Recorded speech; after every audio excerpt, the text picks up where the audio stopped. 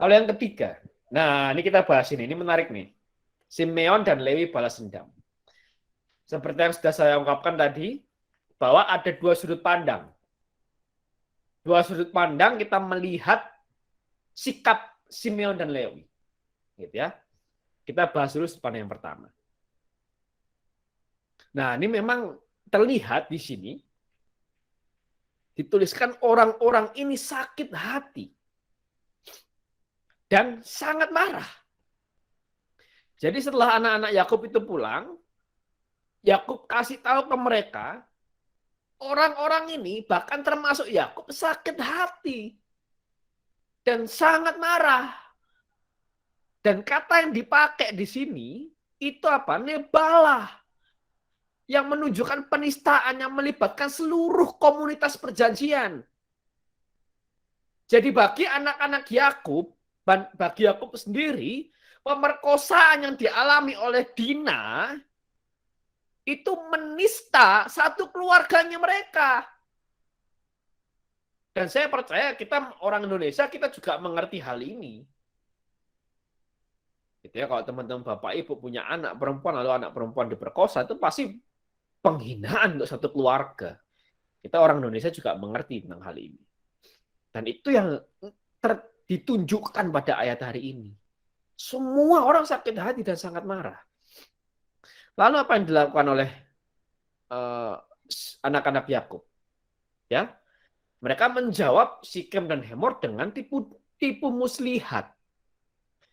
Dan mereka bilang bahwa oke, kita maulah ini menikahkan Dina dengan Sikem, tapi syaratnya kamu harus disunat dan semua laki-laki juga harus disunat. Nah, Hemor dan Sikem setuju. Akhirnya Hemor dan Sikem memberitahu kepada penduduk kota. Dan semua penduduk kota laki-laki yang disunat karena hal ini. Lalu, nah ayat 25 sampai pada hari ketiga ketika mereka sedang menderita kesakitan, Simeon dan Lewi bertindak. Simeon dan Lewi menyerang kota itu dengan tidak takut-takut serta membunuh setiap laki-laki. Penumpahan darah banyak terjadi. Kenapa Simeon dan Lewi? Karena Simeon dan Lewi saudara kandungnya Dina. Kalau kita lihat di sini ya. Nah, ini ada Simeon. Jadi Lea punya anak Ruben, Simeon, Lewi, Yehuda, Isakar, Zebulon, dan Dina. Itu anak-anak kandung dari Lea. Kalau budaknya Lea ini anaknya Gad dan Asyer. Nah, Simeon dan Lewi memang saudara kandungnya Dina. Jadi lebih berempati. Wajar kalau mereka lebih berempati. Terus Ruben, Yehuda, Isakar, Zebulon kok enggak? Wah, saya juga kurang tahu kenapa mereka kurang berempati.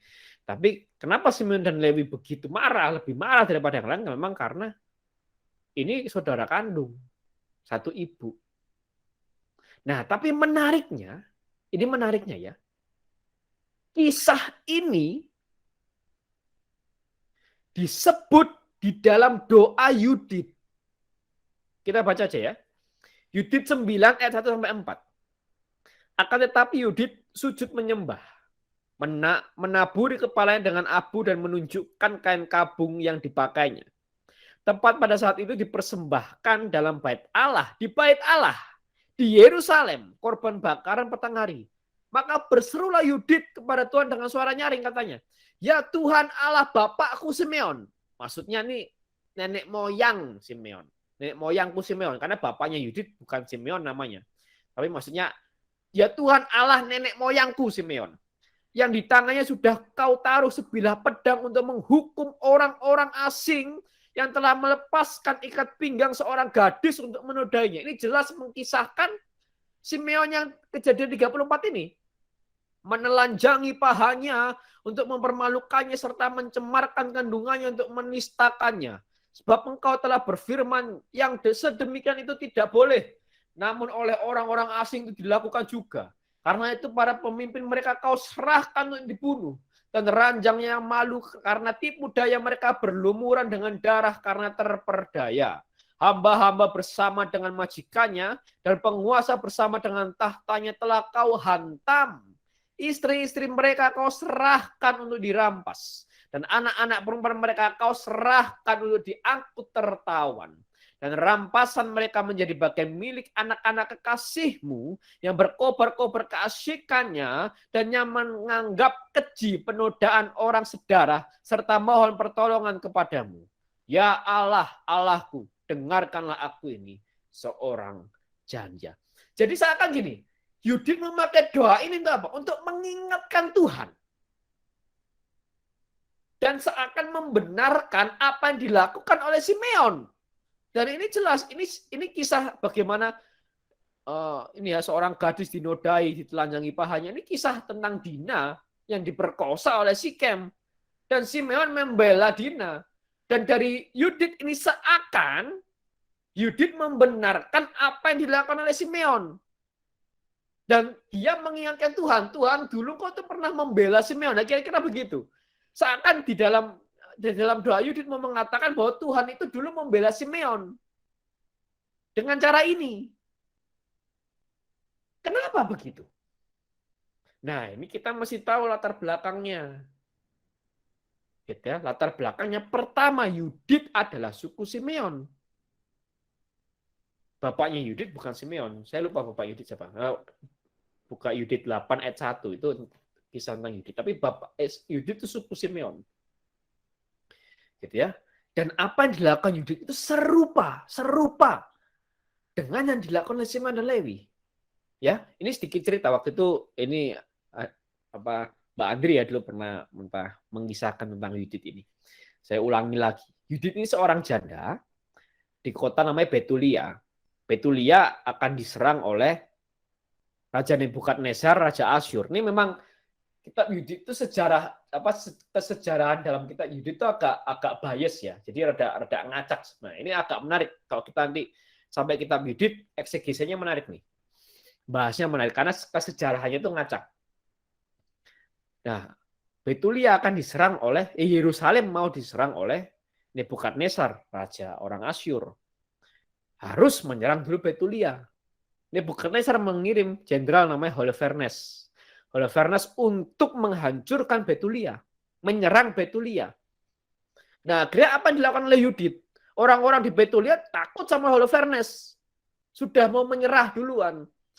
Tapi apa yang dilakukan oleh Yudit? Yudit membela. Yudit berperang dengan caranya dia. Yudit yang seorang janda, yang harusnya dia pakai pakaian janda, zaman itu pakaian janda dengan gadis beda. Yang harusnya pakai pakaian janda, dia mengganti pakaiannya. Dia berdandan dengan sangat cantik. Dia menawarkan diri ke Holofernes. Dia menghibur Holofernes. Holofernes, sang jenderal pasukan musuh, terpikat sama Yudit. Dibawalah Yudit ke kamar tidurnya Holofernes. Kita tahu ya mau ngapain ya. Nah, setelah itu apa yang dilakukan Yudit? Ketika Holofernes tidur, dipenggal kepalanya. Dan dia bawa kepala Holofernes keluar kota, dia taruh di atas pintu gerbang kalau tidak salah. Pasukan Holofernes mundur. Kota Betulia menang. Karena peperangan yang dilakukan oleh Yudit. Dengan cara Yudit. Dengan tipu muslihat dalam tanda kutip. Jadi ada kesamaan. Ada keserupaan. Apa yang dilakukan oleh Yudit dengan apa yang dilakukan oleh Simeon. Tapi tetap beda. Nanti saya akan bahas bedanya apa. Tapi nanti ya, sebentar lagi. Tapi tetap beda. Nah, lalu dalam Targum Yonatan, ya, Targum Yonatan diberi tafsiran begini. Dituliskan begini, diberi tafsiran begini. Ini tafsiran Yahudi ya. Tidak pantas. Tidak pantas bagi kita kongregasi Israel, bagi keluarga Israel, bahwa seseorang yang tidak bersunat menodai seorang perawan. Dan seseorang yang menyembah berhala merendahkan putri Yakub. Tapi pantasnya mereka yang tidak bersunat dibunuh demi seorang perawan. Dan mereka yang menyembah berhala dibunuh demi putri Yakub. Jadi ini kembali lagi seakan membenarkan apa yang dilakukan oleh Simeon dan Lewi. Dan ini dalam Targum Yerusalem juga sama. Nah, maka ada tafsiran Jerome Biblical Commentary mengatakan begini, tetapi janji tanah itu secara bertahap dipenuhi, kadang-kadang melalui keadaan yang murni alami, tetapi pemenuhannya bukannya tanpa bahaya bagi iman Israel. Ini akan melibatkan beberapa kontak dengan unsur-unsur pagan pribumi, penyembah berhala maksudnya ya. Meskipun ini tidak dapat dihindari, Israel harus waspada terhadap kompromi terhadap imannya. Jadi salah satu sudut pandang melihat ini sebagai apa, bentuk Simeon dan Lewi menumpas penyembah berhala. Membunuh orang kafir yang dapat menghalangi pemenuhan janji. Jadi ada sudut pandang bahwa apa yang dilakukan oleh Simeon dan Lewi adalah benar. Tapi dalam konteks apa? Dalam konteks membunuh orang kafir. Penyembah Allah, dalam konteks membunuh orang yang tidak bersunat yang dapat menghalangi pemenuhan janji. Nah, ini menarik ini sudut pandang ini menurut saya. Tapi, nah kita kembali lagi. Apa konteks sebenarnya? Nah, kita perlu tahu itu. Konteks sebenarnya apa sih? Dari Simeon dan Lewi ini, konteks sebenarnya apa? Nah, ayat ke-30. Ini jelas sekali. Yakub berkata kepada Simeon dan Lewi, kamu telah mencelakakan aku dengan membusukkan namaku kepada penduduk negeri ini. Jadi jelas, Yakub menentang apa yang dilakukan oleh Simeon dan Lewi. Ini jelas sekali, ini konteks aslinya. Yakub menentang apa yang dilakukan oleh Simeon dan Lewi. Ya, bahkan dalam wasiat perpisahan Yakub, Kejadian 49 ayat 5 sampai 7, menyebutkan kejadian ini sebagai alasan kemunduran suku Simeon dan Lewi. Kenapa? Karena ini Yakub peduli tentang kesejahteraan seluruh keluarga. Tapi Simeon dan Lewi hanya peduli tentang kehormatan saudara perempuan mereka. Jadi salah satu kenapa Yakub tidak mengambil keputusan untuk menyerang mereka adalah Yakub memikirkan satu keluarga. Sedangkan alasan kenapa Simeon dan Lewi memutuskan untuk menyerang Hemor dan Sikem karena alasan kehormatan adiknya. Adiknya perempuan pula. Dan ini kita baca Kejadian 49 ya, ayat 5 sampai 7. Ini perkataan Yakub pada Simeon dan Lewi, ini wasiat di masa akhir hidupnya Yakub sebelum Yakub meninggal. Dia bilang apa? Janganlah kiranya jiwaku turut dalam penuh permupakatan mereka. Janganlah kiranya rohku bersatu dengan perkumpulan mereka. Sebab dalam kemarahannya mereka telah membunuh orang, dan dalam keangkaraannya mereka telah memotong urat keting lembu. Terkutuklah kemarahan mereka. Terkutuklah keberangan mereka. Aku akan membagi-bagikan mereka di antara anak-anak Yakub dan menyerakkan mereka di antara anak-anak Israel. Lihat. Jadi sejak Kejadian 34 sampai akhir masa hidup Yakub, Yakub tidak menyetujui, Yakub menentang apa yang dilakukan oleh Simeon dan Lewi. Kenapa? Tadi kalau kita bahas Yudit masih jauh lebih penting. Dengan kecantikannya dia menggoda Holofernes. Lalu membunuh Holofernes. Yang dilakukan oleh Simeon dan Lewi ini parah, teman-teman Bapak Ibu. Apa? Pertama, mereka telah bertindak tanpa otoritas. Dengan kata lain, mereka melangkahi bapaknya. Dan ini mirip ketika Esau menikahi perempuan Kanaan. Tanpa Esau izin dengan Ishak bapaknya. Ini mirip. Begitulah Simeon dan Lewi memerangi bangsa lain tanpa izin bapaknya. Mereka gegabah, malah mengekspos ayah mereka kepada kehancuran yang pasti akan terjadi jika Tuhan tidak melindunginya. Itu nanti minggu depan kita bahas itu. Ya, minggu depan. Ya, so jangan lewatkan minggu depan. Ya, hari Rabu lagi minggu depan kita akan ketemu untuk membahas itu. Itu yang pertama. Yang kedua apa? Ini lebih parah lagi. Mereka berpura-pura beragama untuk kepentingan mereka sendiri. Dan mereka balas dendam yang berlebihan. Ini parah. Maka tadi Mas Chris ya sudah mengungkapkan ini. Mereka menggunakan alasan agama untuk kepentingan pribadi, kepentingan kelompok, kepentingan golongan. Nah, ini nggak baik dilakukan. Ini yang nggak baik dilakukan, Bapak Ibu. Maka saya pribadi ini sedikit melenceng ya, tapi saya jadi ingat. Saya pribadi jujur, saya kagum. Saya kagum dengan orang-orang yang sebenarnya mereka punya kemampuan, punya kecerdasan untuk bisa dibilang untuk membangun gereja. Untuk membangun gereja, untuk memisahkan diri dari gereja Katolik. Ada orang-orang seperti itu. Yang bisa saja mereka keluar dari gereja Katolik, mereka mendirikan gereja sendiri. Ada. Tapi mereka tidak melakukan itu. Saya kagum sama mereka. Dan mereka tetap tunduk dalam hierarki gereja Katolik. Saya kagum, jujur.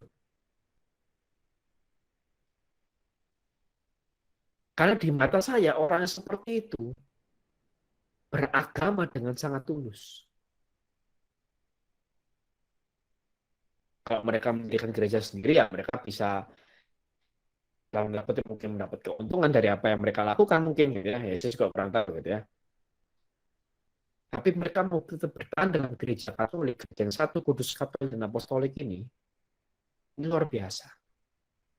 Dan ini bentuk kemurnian iman menurut saya. Ini secara pribadi khususnya saya orang Katolik gitu ya. Ini satu bentuk kemurnian iman. Jadi ini parah sekali bahwa mereka menggunakan agama untuk kepentingan pribadi. Simeon dan Lewi menggunakan agama untuk kepentingan pribadi, kelompok atau golongan. Khususnya apa? Untuk kepentingan harga diri mereka. Ya. Maka dari itu Santo Cyrillus dari Alexandria mengatakan begini. Nah, Simeon dan Lewi ini digambarkan sebagai saudara dalam iman. Ya, jadi kita bisa melihat itu sebagai, kita bisa memaknai itu sebagai ini saudara dalam iman. Maka mereka sangat tidak senang jika seseorang yang merupakan teman dekat mereka menurut iman, dalam iman tersinggung. Nggak senang dong, gitu ya. Namun mereka tidak boleh terus menuntut darah. Dan mereka juga tidak boleh mengharapkan hukuman yang sangat berat bagi para pelanggarnya. Melainkan apa? Bersabar. Meskipun beberapa orang ingin menganiaya kita, kita harus menegur mereka untuk menjadi baik. Kita harus sabar, tapi jangan pernah diam. Karena kita harus mengacu pada Dia yang menilai dengan benar. Ya, jadi kita tidak boleh mengharapkan hukuman yang sangat berat buat mereka. Ini dalam konteks ini, Santo Cyrillus merefleksikan bukan saudara fisik, tapi saudara dalam iman. Yang mungkin iman kita diserang sebagai macam, kita tidak boleh, dikata bagaimana? Tidak boleh menuntut darah dan tidak boleh mengharapkan hukuman yang sangat berat. Jadi nggak boleh kita mengharapkan hukuman sangat berat. Sekalipun kita tahu, waduh, itu ada saudara saya yang sesama Kristen, sesama Katolik gitu ya. Tapi imannya dijelek-jelekkan, kita nggak boleh untuk mengharapkan hukuman yang berat bagi yang menjelek-jelekkan. Bersabar, menegur, ini penting untuk menjadi baik dan jangan pernah diam. Gitu. Bela diri nggak apa-apa, gitu ya. Tapi kalau istilahnya apologetik istilahnya gitu ya. Tapi apologetik maksudnya bentuknya apologetik, membela diri gitu ya. Kita kok dituduh apa, misalnya iman Kristen dituduh, oh kok kalian kok menyembah manusia, padahal Yesus kan manusia, kok kalian sembah. Ini kita sebaiknya kita jangan diam, tapi kita membela diri. Kita jelaskan bahwa Yesus Tuhan. Sang firman-Nya adalah Allah, berinkarnasi menjadi manusia. Bukan, ya manusia benar juga, Yesus 100% manusia, 100% Allah. Gitu, tapi kita menyembah kealahan Yesus. Gitu. Nah, itu kita jangan diam. Kita utarakan, tapi kita tidak boleh sampai apa? Mengharapkan hukuman sangat berat, apalagi kita menuntut darah, tidak boleh. Kita diungkapkan. Gitu ya. Bahkan kalau gereja, jadi ada satu dokumen namanya Sinaksarium. Sinaksarium ini dimiliki oleh gereja ortodoks. Ya, khususnya gereja ortodoks Koptik Mesir. Itu dokumen Sinaksarium itu isinya apa? Itu kisah hidup para martir. Kisah hidup para martir. Dan dalam peribadahan mereka selalu menceritakan kisah hidup para martir. Dengan tujuan apa? Mereka ditanya, loh, kenapa kalian terus mengisahkan kisah hidup para martir?